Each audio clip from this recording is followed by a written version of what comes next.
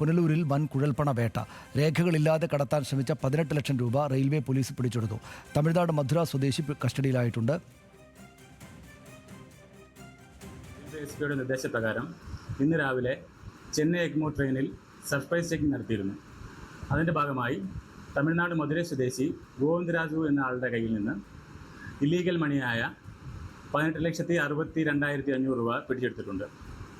തുടർന്നും ഇനിയുള്ള ദിവസങ്ങളിൽ കൃത്യമായ ചെക്കിംഗ് പുല്ലൂർ റെയിൽവേ പോലീസിൻ്റെ ഭാഗത്തുനിന്ന് ഉണ്ടാവുന്നതാണ്.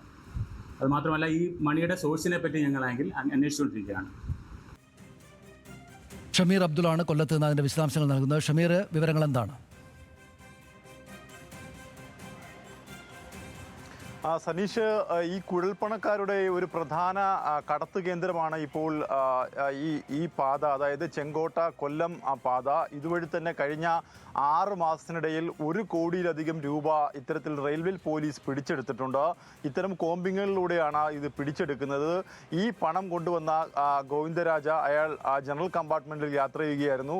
ഇയാളുടെ ഒരു തുണി സഞ്ചിയിലായി 1 ലക്ഷം രൂപ വെച്ചായിരുന്നു കെട്ടുകളായി ഈ പണം സൂക്ഷിച്ചത്. എന്തായാലും പുല്ലൂർ റെയിൽവേ പോലീസിന് ഇതുമായി ബന്ധപ്പെട്ട് ലഭിച്ച രഹസ്യ വിവരത്തിന്റെ അടിസ്ഥാനത്തിൽ നടത്തിയ പരിശോധനയിലാണ് ആൾ പിടിയിലാകുന്നത്. എന്തായാലും ഇയാളെ ചോദ്യം ചെയ്തപ്പോൾ തന്നെ ഇതിന്റെ ഉറവിടം എവിടെയാണ് എന്നുള്ള കാര്യത്തിൽ അയാൾ വ്യക്തമായ മറുപടി റെയിൽവേ പോലീസിന് നൽകിയിട്ടില്ല.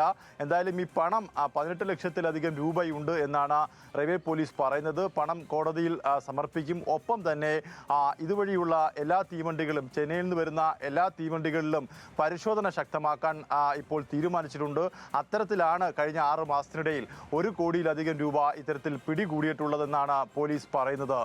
സനീഷ്, നന്ദി ഷമീർ ആ വിവരങ്ങൾക്ക്.